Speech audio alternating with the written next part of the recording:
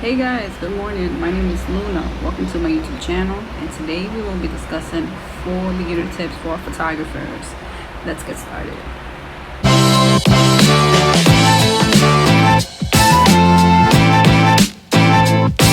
Right.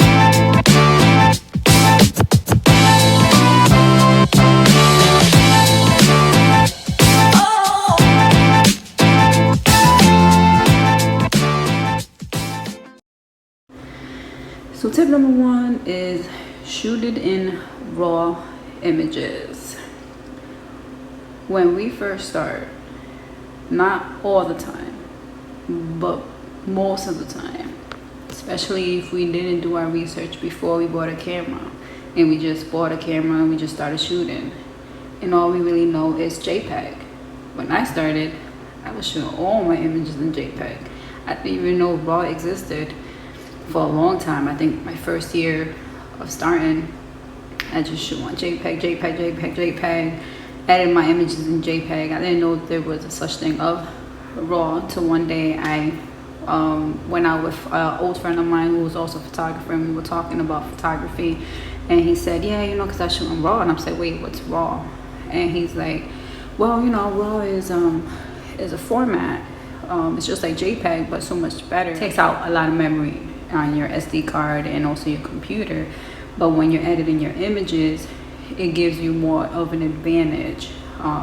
You can edit it better. The lighting, say you shoot on a very low light scenario, you can take that image and light it up. You can do a lot more with a raw image than you can with a JPEG, and you get the best quality with a raw image. And I'm like, wow, I didn't even know that. So that's when I started shooting in RAW, and ever since then, that's all I shoot is in RAW. It does take a lot of memory on your SD card and your computer, but a lot of the times, once you master what kind of images you want to take, you just take the images you want and you just shoot less. So then you'll save memory in the long run. Because a lot of beginners don't even know what RAW is. I will do a video on just RAW terminology, raw images, and I will actually show you how to edit raw images and show you the difference between a JPEG and a RAW. So look out for that video. So tip number 2 is learning your camera. That's another mistake that a lot of beginners do. When they buy a camera, they automatically shoot on auto. There's nothing wrong with that. When I started, I shot on auto as well. It was easier. I used the little flash as well, not knowing that they actually sold the external flash.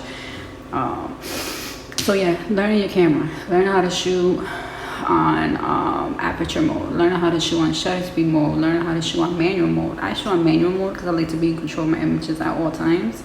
But there are photographers that do shoot on aperture mode. And most of the time, photographers that do shoot on aperture mode, they like to be ready. They don't have time to sit there and set their settings back and forth, right? Shooting on aperture is good for someone that has change of lighting. Say you're doing an event or a wedding where one moment the light is bright and the next moment the light is dark. Boom, you put on aperture mode, and the aperture has full control of the lighting and stuff like that, so you don't have to worry about it, especially when you're doing events like that. I prefer manual. There are photographers who do shoot shutter speed as well. I prefer shooting in manual. I will be doing a video on the different modes, the manual mode, aperture mode, and shutter speed, and talk about the differences. So look out for that video as well. So that is tip number 2, is knowing your camera. Knowing your camera in and out. Knowing your camera when you're shooting at night. Knowing your camera when you're shooting during the day. Knowing your camera when you're shooting indoors. Indoors lighting is different than outdoor lighting. And knowing that with your camera, having full control, it's very key. Even if you decide to shoot aperture mode, it's good to know the shutter speed mode and manual mode. So say one day, let me shoot aperture, let me shoot on manual mode. I want to be in full control of my photo shoot today. You can do that. So yes, that's tip number 2. So tip number 3 is backing up your images. I had to move to a different room, and I realized this one has really good lighting, so that's good. I didn't like how the other one kind of gave me that dark, but cool. Why is backing up images so important? Especially when you're starting, it will save you a lot of headaches, especially with clients.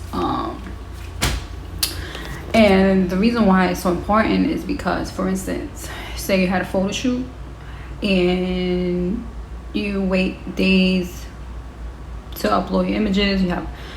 You told the client it's gonna take you about, let's say, 2 weeks to get the images back to them. So you feel like you have, a few days to like upload it, so you're not rushing it. Boom.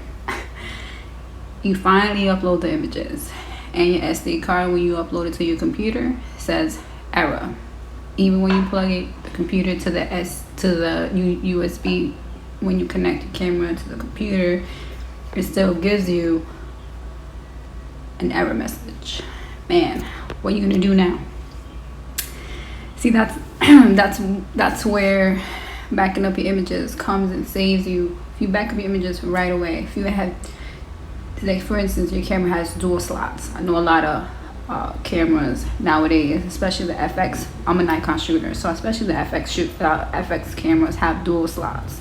You can set it up where you have 2 SD cards connected. One could be JPEG, one could be RAW, but it's shooting the same images. Or you can have it be the same RAW images, however you want to do it. But it will save you in the long run if you do have 2 SD cards taking the same amount of images.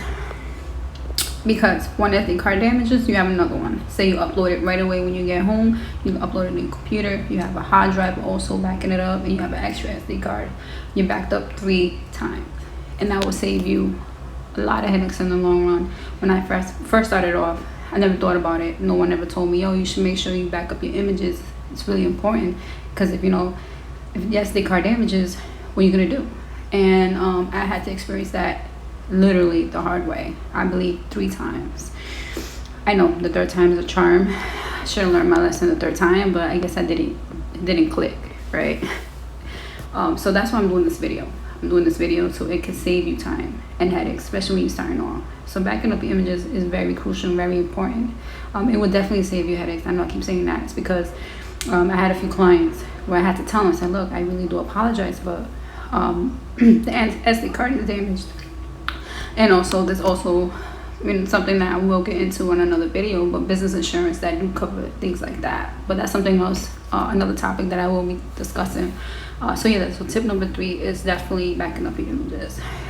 Tip number 4 is consistency. Consistency is very important, especially when you're starting off. When you're brand new, you're new to the game, you don't know a lot of people. Your portfolio is you're still building your portfolio.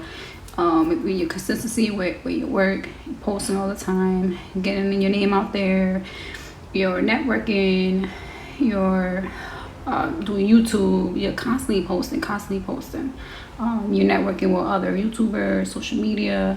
Eventually, all that is going to take effect, and you're just going to skyrocket from there. That's why consistency is so important, especially in your career, photography, videography, or any type of entrepreneurship. Consistency will definitely pay off. It might not pay off right now, but 6 months from now, you're gonna see like, wow, like this does pay off. So so that's tip number 4 is consistency. So yeah, those are the 4 tips. The first tip was shooting in RAW. The second tip was learning your camera. The third tip was backing up your images, and the 4th tip was consistency. So those were my tips for today. For photographers who are just beginning, I did another video the other day on 4 tips for beginners business, so look out for that. I will put the link below, and please subscribe to my YouTube channel. I will be posting more videos throughout the week and throughout the month. Look out for those. Thank you again, and have a blessed day.